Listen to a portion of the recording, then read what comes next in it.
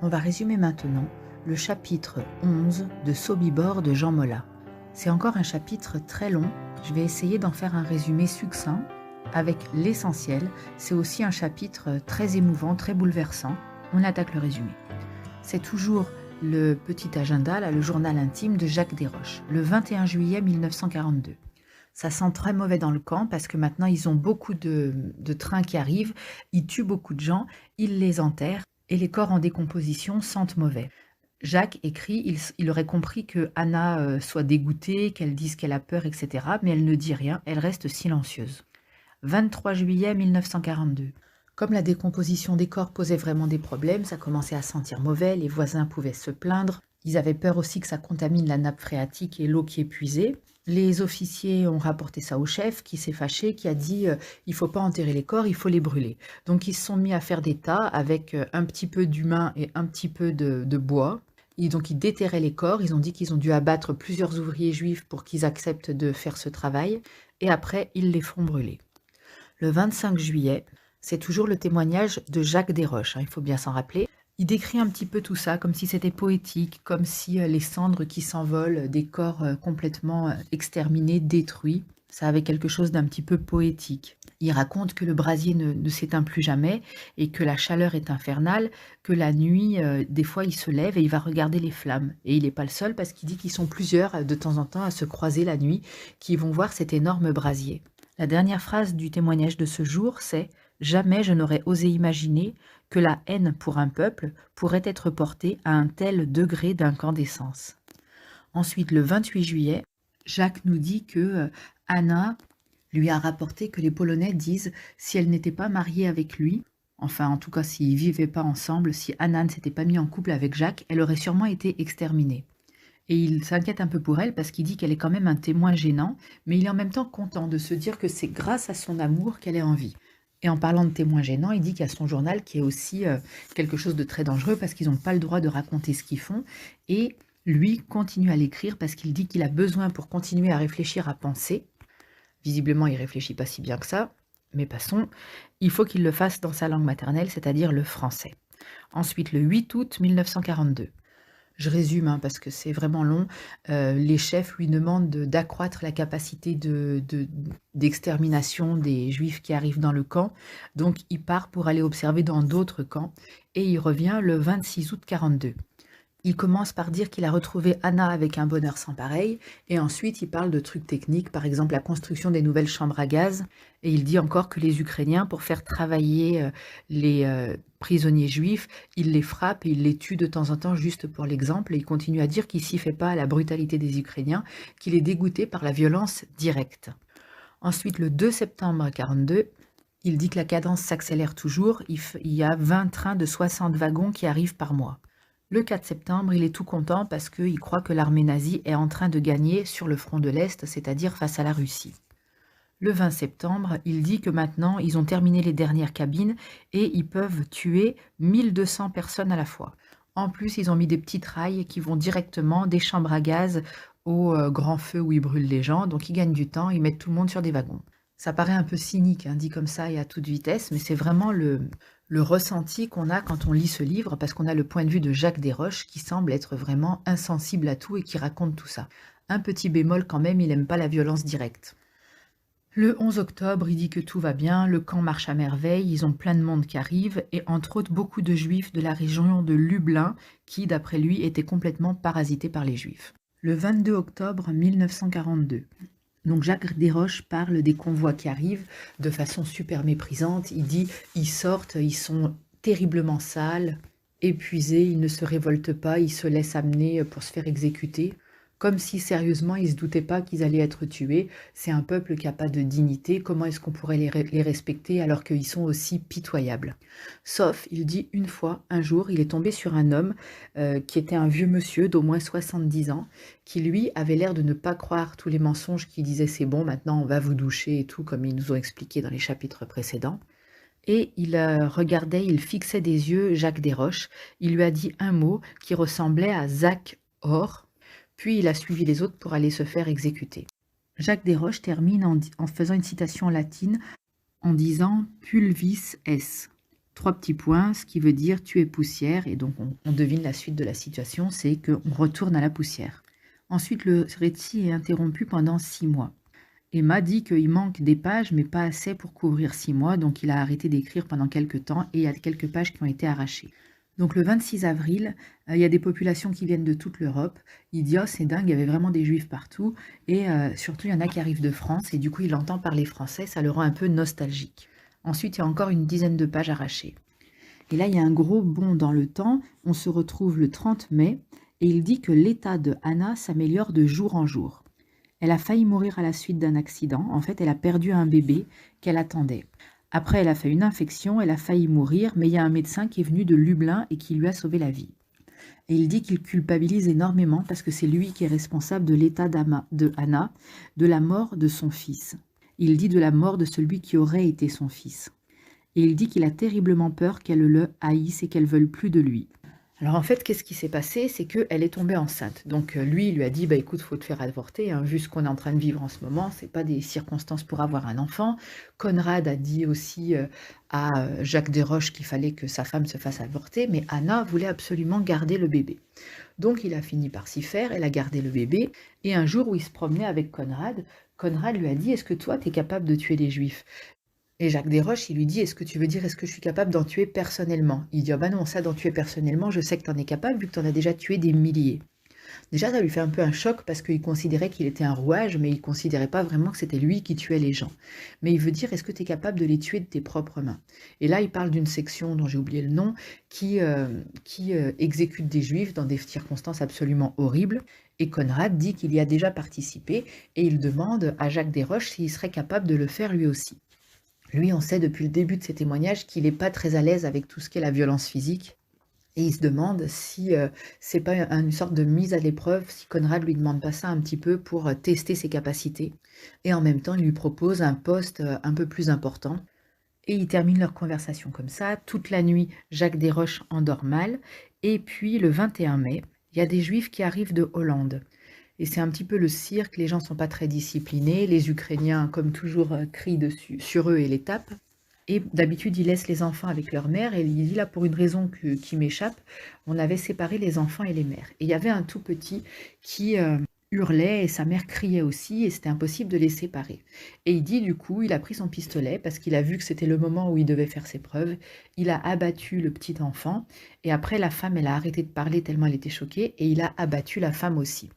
Il a regardé Conrad qui était à côté d'un air satisfait, mais Conrad, il est resté scotché, il lui a pas dit ni bravo ni rien du tout, alors que Jacques Desroches, il était content, il dit qu'il l'avait fait sans haine et sans plaisir, qu'il l'avait fait simplement parce qu'il fallait le faire, et du coup, il était assez satisfait du rendu, et Conrad, il est choqué et il regarde au loin. Alors Jacques Desroches, il se retourne pour regarder ce que regarde Conrad, et en fait, il y a Anna qui était là et qui l'a vu abattre l'enfant et la mère. Et là, Anna, elle s'écroule par terre, elle convulse, elle est complètement choquée. Donc, il y a une infirmière qui la reconduit chez elle. Elle fait une vraie crise et en plein milieu de la nuit, elle retourne chercher le cadavre de la mère et de l'enfant. Elle récupère le sac de la femme, elle veut tout savoir sur elle. Elle apprend que le papa du bébé est mort dans le train. Et elle est complètement traumatisée. Donc finalement, elle reste quand même habitée avec Jacques Desroches, elle n'a pas trop le choix, et elle perd un peu la tête, elle se balance d'avant en arrière, elle ne mange plus, là ça nous fait penser à l'anorexie de Emma, et elle est complètement comme devenue folle, et Jacques Desroches se dit qu'il est très inquiet pour sa santé mentale, il croit qu'elle est complètement perdue. Le 4 juin, il dit que ça ne s'arrange pas, qu'il ose à peine la regarder dans les yeux, que très souvent elle ne veut plus manger. Et il termine en disant « Pourquoi a-t-il fallu qu'elle soit là, ce maudit jour? Tout serait tellement plus simple aujourd'hui. » Après, le journal est terminé. Et il y a une phrase qui est écrite de la main de Mamouchka, parce qu'elle reconnaît l'écriture, où il est noté « Jacques Desroches est parti se battre sur le front russe, et il est mort le 3 juillet 1943. » Et c'est la fin du résumé du chapitre 11. On va résumer le chapitre 12 du livre Sobibor de Jean Mola. Ça va être très rapide parce que c'est un chapitre très court. Emma, comme on peut l'imaginer, est complètement bouleversée après la lecture de ce cahier qui appartient à Jacques Desroches. Elle se pose beaucoup de questions sur sa grand-mère. Elle se dit comment elle a pu aimer un monstre pareil, comment elle a pu accepter de vivre dans un endroit où il y avait autant de morts. Elle se dit, bah, elle a sûrement dû l'aimer énormément, mais est-ce que c'était un véritable amour? Est-ce que c'était parce qu'il lui avait sauvé la vie? Est-ce que Mamouchka, dans le fond, c'était juste une calculatrice? Parce qu'elle se dit, mais comment elle a fait après pour aimer mon grand-père si rapidement, pour partir avec lui? Et puis finalement, pourquoi elle n'était pas restée en Pologne? Pourquoi elle n'avait jamais cherché à revoir sa famille et son entourage? Elle demande encore combien il y a de monstres. Elle dit ok, il y a quelques procès pour les criminels de guerre, mais combien il y a de monstres qui sont passés à travers les mailles du filet et qui vivent aujourd'hui une vie normale avec des enfants, des petits-enfants qui les aiment, qui sont aimés d'eux, qui les élèvent et qui participent à la vie de tous les jours sans rendre des comptes pour les horreurs qu'ils ont commises. Et puis elle touche le cahier, au bout d'un moment elle finit par glisser un ongle dans la couverture, et là elle trouve une photo de Eva. Eva Hirschbaum, dont on a entendu parler dans les premiers chapitres, il y a sa photo, et derrière Mamouchka a écrit son nom, elle a écrit que c'était la maman de Simon, et elle a écrit la date de leur décès. Et du coup elle est bouleversée de regarder cette jolie femme, et puis après, elle se dit, bah tiens, elle va ouvrir l'autre couverture pour voir s'il y a quelque chose dedans. Et effectivement, dans l'autre couverture, il y a une photo de Jacques Desroches en uniforme de nazi. Elle dit qu'il est beau, il est grand, il a deux petits traits sur les joues. Et elle dit après ça, eh ben, elle est partie dans la salle de bain. Elle a pris une boîte de somnifères et elle a tout avalé pour dormir. Et c'est la fin du résumé du chapitre 12. On va résumer très rapidement le chapitre 13 du livre Sobibor de Jean Mola, parce que c'est un chapitre court encore une fois. Donc Emma se réveille, elle est tombée dans le coma parce qu'elle a pris des somnifères dans le chapitre précédent. Ses parents la trouvent à moitié morte le matin, elle est inconsciente, son père réussit à la réanimer, les médecins arrivent et elle est hospitalisée. Là, il y a une psychologue qui vient la voir, elle est très distante par rapport à la psychologue, elle fait que regarder ses pieds. Elle dit qu'avec sa petite blouse blanche impeccable, elle est un petit peu comme si elle se moquait d'elle un petit peu. Et puis dès qu'elle est capable de tenir sur ses jambes, donc il réalise que elle a pas du tout, il lui manque des vitamines, plein de choses, donc il la requinque et dès qu'elle est capable de tenir sur ses jambes, il la transfère dans un hôpital psychiatrique où elle va passer 5 mois. Là, il y a des thérapies, elle dit les gens sont vraiment très gentils avec elle, ils disent des paroles creuses, elle dit mais je sais qu'ils sont sincères alors je leur en veux pas. Et puis elle passe des contrats de poids et chaque semaine, elle monte sur une balance et il y a un petit point qui est fait sur la courbe est reliée avec une petite règle et elle prend entre 3 et 400 grammes par semaine et rapidement son état s'est amélioré, donc elle a le droit d'avoir la visite de ses parents. Elle dit que elle est contente, mais bon, ça lui fait pas non plus une émotion folle. Elle a aussi le droit de recevoir des lettres et il y a Julien qui lui écrit, mais elle ne lui répond pas parce qu'elle n'a pas la tête à penser à ça. Et finalement, au bout de ces 4 mois, comme elle va mieux, eh ben elle commence à repenser au journal de Jacques Desroches, à repenser à Mamouchka et à toutes ces choses qu'elle voudrait oublier. Fin du résumé du chapitre 13. On va résumer le chapitre 14 du livre Sobibor de Jean Mola. Je vais lire juste le tout petit paragraphe qui débute le chapitre. Est-ce qu'on peut savoir ce qu'on ignore? Ça peut sembler idiot d'écrire cela, pourtant. Je crois que j'ai toujours su ce qui était tu. Mais comment, par quel mystère, tout avait été si bien occulté, avec tant d'art, tant de machiavélisme. Dans ce petit chapitre, la narratrice nous dit que elle ne sait pas l'expliquer comment, mais elle croit qu'elle a toujours su l'histoire de Eva. Ça, c'est un petit peu le principe des psychologues et des psychothérapies, et d'ailleurs c'est ce dont elle va parler au début de ce chapitre, c'est de penser qu'on peut trouver l'origine d'une maladie psychique dans une souffrance qui est un secret dont nous-mêmes on n'a pas forcément conscience. C'est un peu comme dans le livre Un secret de Philippe Grimbert, et c'est le principe même de la psychanalyse de Freud. On y croit ou on n'y croit pas, mais pour comprendre un petit peu le concept, c'est de faire parler quelqu'un pour qu'il puisse réussir à dire ce qui le ronge de l'intérieur. Donc dans ce chapitre, Emma va nous parler de son psy. Elle dit qu'il a un joli petit bureau, qu'il a l'air d'être très gentil, qu'il est grand, mince, mais elle ne fait que lui parler de choses superficielles, comme les relations avec ses parents ou avec Julien. Elle lui parle un tout petit peu du décès de Mamouchka, mais elle n'a pas envie de parler de sa tentative de suicide. Et le psychologue lui fait quand même remarquer qu'il semble y avoir un nœud à cet endroit, il semble y avoir quelque chose qui compte autour de cette question-là et qu'il faudra quand même qu'elle réussisse à en parler un jour pour pouvoir aller mieux. Mais Emma, c'est quand même La narratrice, elle a quand même un caractère qui est pas facile. Elle met tout le monde à distance et même ce psychologue duquel elle commence à dire qu'elle l'apprécie à peu près, elle lui cache beaucoup de choses. Mais ça va marcher parce que Emma, elle va commencer à reconstituer un peu le puzzle. Elle va se rendre compte, par exemple, que quand elle a commencé à faire son deuxième régime qui l'a rendue vraiment très malade, c'était pas réellement à cause de la remarque de Julien, mais c'est parce que c'était la nuit où sa grand-mère avait fait des rêves et où Emma avait compris que Mamouchka lui cachait quelque chose. Ensuite, elle a un vague souvenir qui lui revient d'une époque où sa grand-mère lui racontait, parce que Emma lui avait demandé comment elle avait rencontré son grand-père. Et elle racontait que c'était un homme merveilleux, que c'est grâce à lui qu'elle avait survécu à la guerre, non pas parce qu'elle était menacée, mais parce que elle avait vu tellement de choses horribles, c'était une période tellement difficile, qu'il n'y a que grâce à cet amour-là qu'elle avait pu continuer à vivre. Et du coup, Emma lui avait dit, c'est quand même étrange de se dire que vous avez pu connaître le grand amour alors qu'il y avait tant de malheur autour de vous. Et la grand-mère, elle a tout de suite bloqué, elle a arrêté de parler, elle a rosi, donc ça veut dire qu'elle a rougi, mais un petit peu moins que rosi. Et Emma s'est excusée de lui avoir dit quelque chose de blessant. Un autre élément important dans ce chapitre, Emma trouve que son prénom ressemble beaucoup à celui de Eva. Et elle va demander à sa mère comment ils ont choisi ce prénom. Et la mère de Emma va lui dire que c'est Mamouchka qui l'avait proposé et que immédiatement toute la famille avait aimé ce prénom. Et du coup, Emma, elle se dit quand même c'est un petit peu glauque que la grand-mère lui ait donné le nom de cette femme qu'elle avait vue se faire tuer devant ses yeux et qui l'avait traumatisée. C'est un peu lourd à porter pour un bébé qui vient de naître de lui donner cet héritage-là. Ça, c'est aussi le concept même de la psychanalyse. C'est de se dire que plus on essaye de cacher un secret, plus il ressort par tous les trous par là où c'est possible. C'est ce qui s'appelle l'inconscient, qui pourrait faire, par exemple, que Mamouchka, elle a trouvé que le prénom Emma était joli, sans se rendre compte elle-même que ça ressemblait au prénom Eva de quelqu'un qui l'avait traumatisé pour toute sa vie.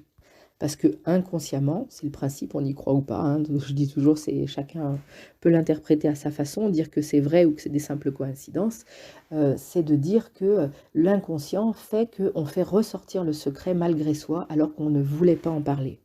Emma va raconter un petit peu sa vie à l'hôpital avec d'autres personnes anorexiques, entre autres une jeune fille qui, dans un truc de groupe, va dire « Je crois que j'ai toujours su ce qu'on voulait me cacher ». Et elle se rappelle que de la première phrase, et elle voit toutes ces filles qui ont l'air si malheureuses, qui sont anorexiques, qui sont au bord ou complètement dans la folie, et elle va se dire « C'est pas possible, moi il faut que je sorte ».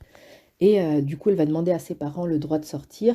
Ils vont lui dire que eux, ils veulent parce qu'ils ont très envie que leur fille sorte, mais les médecins vont donner des conditions, entre autres une prise de poids. Donc elle parle encore du fait qu'elle a toujours des vomissements, etc. Elle se force à manger et par exemple, pour pouvoir sortir, elle va tricher à la pesée en buvant beaucoup d'eau.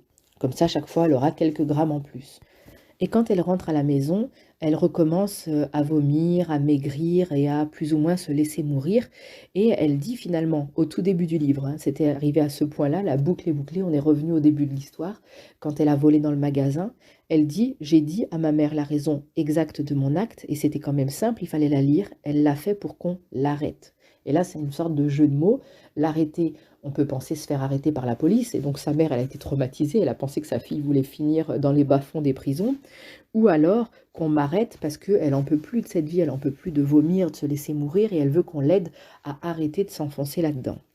Et c'est la fin du résumé du chapitre 14. On va résumer le 15e chapitre du livre Sobibor de Jean Mola. La narratrice, donc Emma, dit qu'elle fait peur, que quand quelqu'un la voit une fois, il ne l'oublie plus jamais. Elle parle de sa maigreur avec des mots très durs, et elle dit en même temps que quand on est anorexique, on est en marge, mais on peut revenir à la vie. Et elle se rend au supermarché où elle a volé dans le premier chapitre. Elle dit qu'elle est tellement horrible avec sa grande maigreur que n'importe qui se trouve belle par rapport à elle. Et au supermarché, elle va voir la secrétaire qui est à l'accueil et elle demande à parler au directeur. La secrétaire, elle est choquée, elle ne sait pas trop quoi dire, et puis comme Emma ne bouge pas, elle finit par l'appeler en disant qu'il y a la fille d'hier qui veut la voir. On comprend au passage où est-ce qu'on en est dans le temps, on est revenu au lendemain du premier chapitre. Et on voit que Emma, elle apprécie beaucoup ce monsieur, elle a apprécié qu'il dise par exemple que c'est pas sa hiérarchie qui lui dicte ce qu'il doit faire, mais c'est lui qui prend ses décisions. Et donc il attend qu'elle parle, il est très bienveillant, il la laisse venir. Et la première question qui lui vient à l'esprit, c'est de lui dire « Est-ce que vous me trouvez laide ?» Et lui, il va lui répondre après un temps, non, mais je vous trouve effroyablement maigre, et il va lui demander, est-ce que vous essayez de me séduire? Ça fait un choc à Emma comme réponse parce qu'elle n'y avait même pas pensé. Parce qu'elle, elle se dit justement en marge et complètement en dehors de toute relation amoureuse et de séduction. Elle dit c'est comme si elle était une vieille dame pour qui les amours c'était juste des histoires passées. Et comme elle ne crache toujours pas le morceau, on ne sait toujours pas ce qu'elle est venue dire, le directeur continue en lui disant que il pense qu'elle serait jolie si elle avait quelques kilos en plus, qu'elle a des jolis yeux, qu'elle a quelque chose d'émouvant, et que quand il l'a vue la veille, il a pensé que c'était une fille démunie. Et elle va lui répondre de façon agressive, comme elle l'avait fait dans le premier chapitre. Elle lui dit est-ce que je suis une épave du quart-monde venue échouer dans votre joli magasin ou une droguée? Est-ce que c'est ça que vous vous êtes posé comme question? Pourquoi pas une fille violée, battue, enfermée dans sa maison par des bourreaux, etc. Et lui, il va lui répondre sans se démonter. Il va lui dire je tiens un supermarché, donc je vois des gens de tous les styles. Et il lui dit et ça existe, les gens qui ont vécu des choses comme ce que vous racontez. Et plus il maintient le cap, plus il se tient face à elle, plus on voit qu'elle commence enfin à lui faire confiance. La conversation se poursuit un peu, et à la fin, elle dit « En fait, je voulais vous demander pardon pour hier ». Et le directeur va lui répondre qu'il sait très bien qu'elle n'est pas venue pour s'excuser. Il lui dit « Pourquoi est-ce que tu es venue ?» Il est très direct.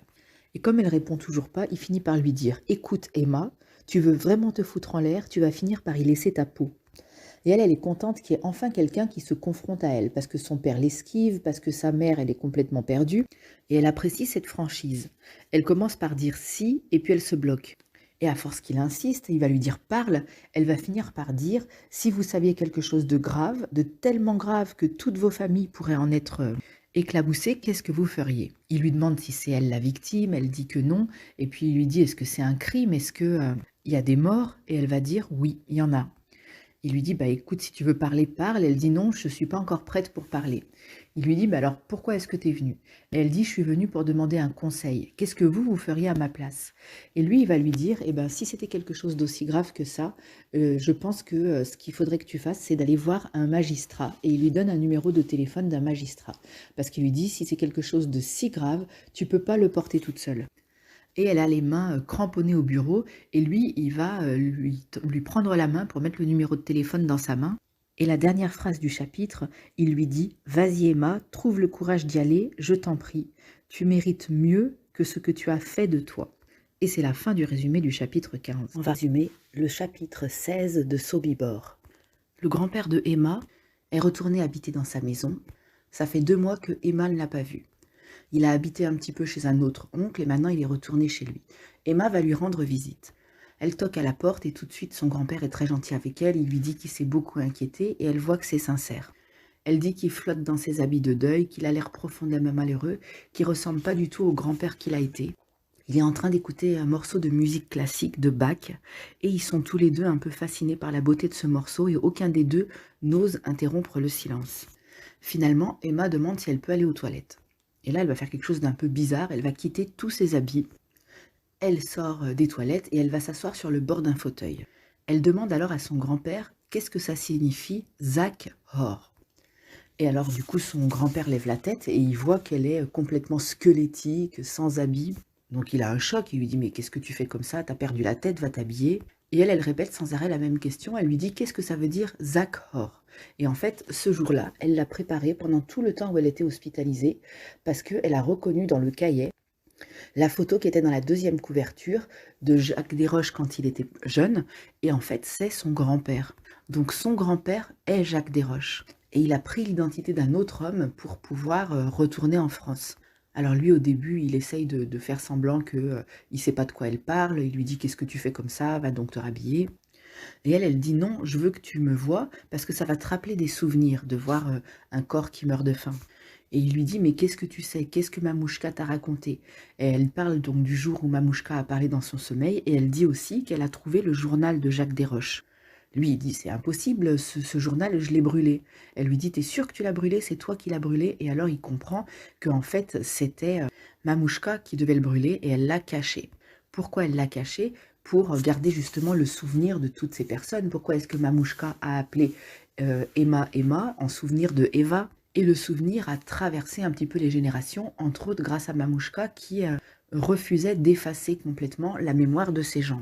Et là, Emma va dire que c'est un crime d'avoir effacé ces gens, d'avoir effacé leurs traces. C'est pire que l'oubli du temps. Et on comprend que c'est ça qu'elle a décidé de réparer.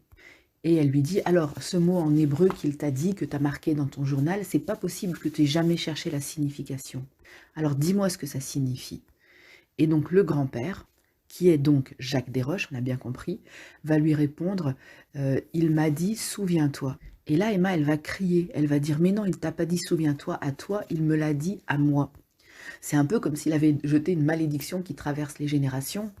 Et elle est en train de montrer que le souvenir, il passe au-delà de ce que peut se rappeler une personne, parce que c'est elle qui est malade, c'est elle qui est en train de mourir, Emma, et c'est sur elle que retombe le malheur de tout le mal qu'a fait Jacques Desroches. Et à la fin du chapitre, il dit, mais pourquoi est-ce que Anna, elle a fait ça, de garder le journal? Et il se met à hocher la tête comme un vieillard sénile, et elle finit par l'obliger à raconter comment il a réussi à s'enfuir. Dans le chapitre qui arrive, ça va donc être le récit de comment Jacques Desroches, à la fin de la guerre, s'est retrouvé en France. Elle dit qu'il utilise le « je », mais qu'à sa façon de parler, c'est comme si « je » c'était quelqu'un d'autre. Et c'est ce qu'on verra dans le chapitre suivant.